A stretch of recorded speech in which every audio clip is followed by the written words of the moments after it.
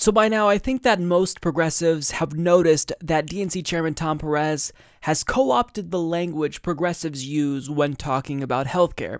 He often states that, to Democrats, healthcare is a right and not a privilege, but if you ask him if he supports Medicare for all, he just straight up dodges the question.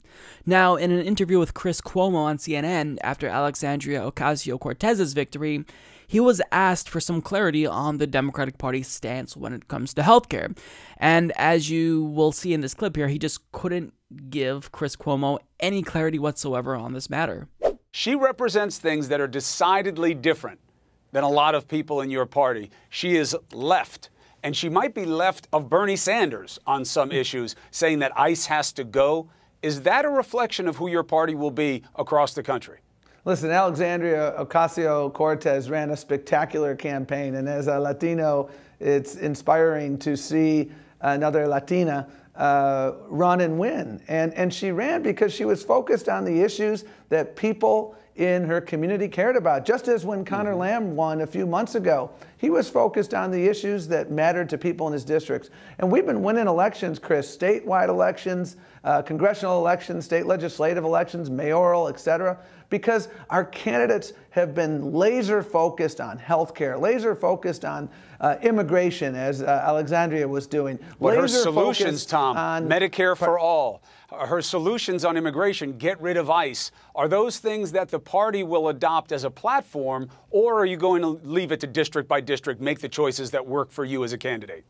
Well, listen, we believe as Democrats that health care is a right for all and not a privilege for a few. We certainly have a debate about how to get there, and there are differences of opinion among Democrats. Joe Crowley, who has had a distinguished career in Congress, was a proponent of the Medicare for all proposal. So we're going to have, I think what's most important is where we are united as Democrats. Are you united on single payer? Are you united on that? Is Medicare for all the Democrat position? We are united on the fact that health care must be a right for all and not a privilege for a few. And right, we but what does that mean? winning What model are you going to adopt, Tom? Are you going to adopt single payer? There's many different ways, Chris, to get there. Single payer is a hot button for a reason. I keep saying it for a reason, Tom. I understand the economics. I understand the logistics of it. We're all doing our homework on the journalism side to understand this, and it's very complex. But to voters, what that will signal is a cost shifting that will make health care from the government perspective a lot more of a heavy lift. It's going to cost a lot more money if you go to single payer. And I just want to know, where's your head in terms of whether or not that's where your party is, single payer? No, again, our party is, I think, very clear, which is that we believe that health care is a right for all and not a privilege for a few. Yes, we're having a debate on how to get there. But what's important to know is the Republicans are having a debate on how to move the ball backward. They want less people to have access to health care. They don't believe that a pre-existing condition matters, that you can be denied insurance coverage for that. And that does seem to be on the table for them right now. It's true. And that's why this nomination matters. There's so much at stake. And I think the most important thing Democrats can do is don't fret about this. We got to fight back. We've got to organize, and we've got to vote. So obviously, he dodged the question.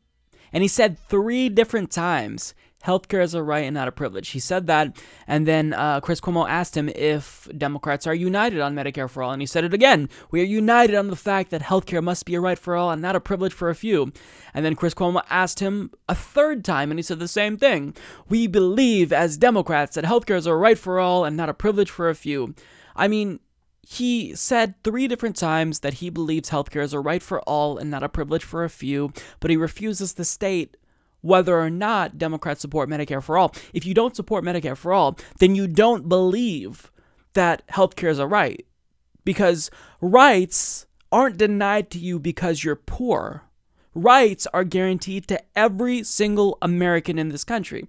So to suggest that healthcare is a right, but you're not on board with Medicare for all, it shows that you're speaking out of both sides of your mouth at the same fucking time, and you're lying to us, Tom Perez. But what did he do since he didn't want to answer the question? He pivoted to Republicans. Well, look at the Republicans. Look at what they want. They want to go backwards. Yeah, we all know that Republicans are horrible on the issue of healthcare, but what do you want to do? What's your response to Republicans that want to roll back protections for pre-existing conditions? What's your response to Republicans that want to embolden these for-profit health insurance companies? Well, we saw. He doesn't have a response. He just has to regurgitate the same progressive talking point over and over again, when in fact, he doesn't believe it. Anyone who says healthcare is a right and not a privilege, but doesn't support Medicare for all, they're gaslighting you. They want you to think that they support Medicare for all, but in actuality, they don't.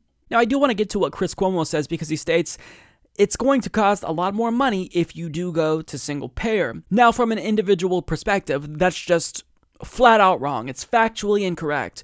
Even if you will be paying more in taxes under a Medicare for all system, you're still going to net save money, because you're not going to have to be paying your monthly health insurance premiums, which go up all the time. So in terms of, looking at this from an individual standpoint, Medicare for all will lead to you having more money in your pocketbook. Now, from a governing perspective, that's still not settled. Some estimates suggest that Medicare for all could save us $17 trillion over 10 years, because prices would ultimately come down under a single-payer type system. But even if that estimate is incorrect and Medicare for all does cost more, it's still the morally right thing to do, because if we can afford trillions of dollars on war, I think we can afford Medicare for all. So we need to get our priorities in order. That's the thing.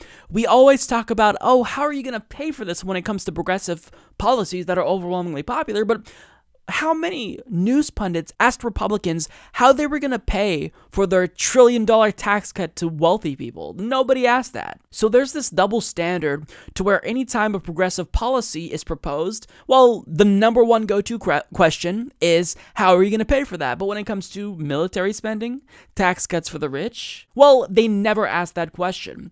Now, getting back to Tom Perez, after seeing how difficult it was for him to state that, the party as a whole believes that Medicare for all is the way to go, he actually had the nerve to say that the party is unified with regard to healthcare. Well, listen, healthcare is a right for all and not a privilege for a few. That is in danger with this Supreme Court. And we have seen Democratic solidarity on issues of healthcare. Now, in that short 11-second clip, there was so much wrong. First of all, what he was saying there was he was talking about Donald Trump's Supreme Court pick.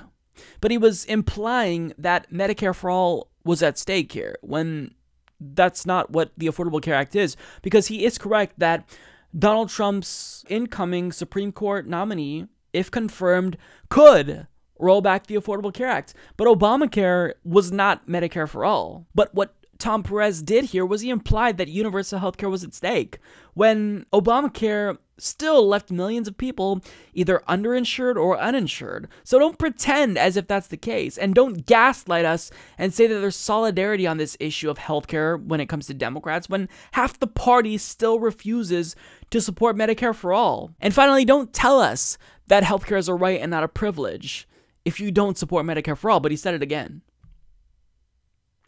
So Tom Perez, he is a liar. He's a weasel.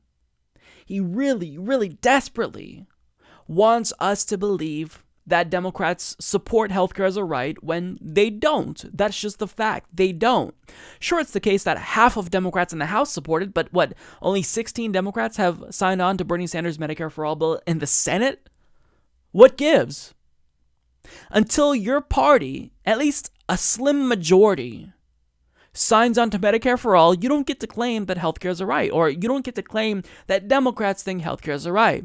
Now, I'm going to take this opportunity to promote the petition that I created calling on Tom Perez to resign. We are now less than 100 signatures away from reaching 10,000.